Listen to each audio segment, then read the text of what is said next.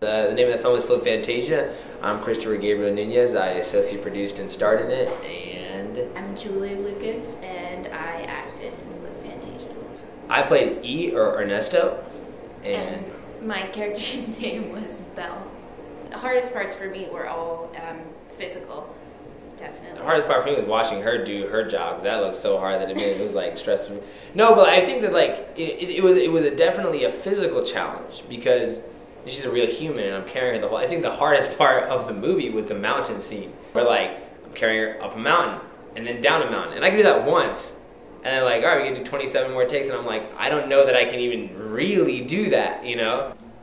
Emotionally, it was hard for me to watch his scenes where he was very upset and not react, because I'm actually attached to him as a human. So like hearing him upset made me like, I didn't want anything to do with it.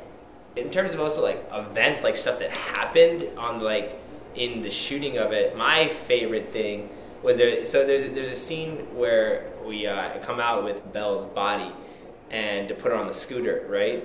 And there was those little kids, and that's actually outside of Julie's apartment where she lived there and I visited all the time. So like those kids were just kids who lived in that building and who knew me. They're like, oh, he's the boyfriend, he's always here. Well, first we got them to be in the movie, which I didn't think was gonna make it, because that was kind of the thing that happened on the fly. I was like, oh, can we do this, blah, blah, blah. And then Cady was like, let's do this. But she said to me actually straight up, she was like, don't get attached to it, there's no way it's gonna work. And so the fact that they made it in the film was amazing. And then afterwards, I remember like hanging out with them and like we were freestyling and like beatboxing for like hours. And to me, that was the most unexpected thing that happened to, like it was crazy. It was so awesome.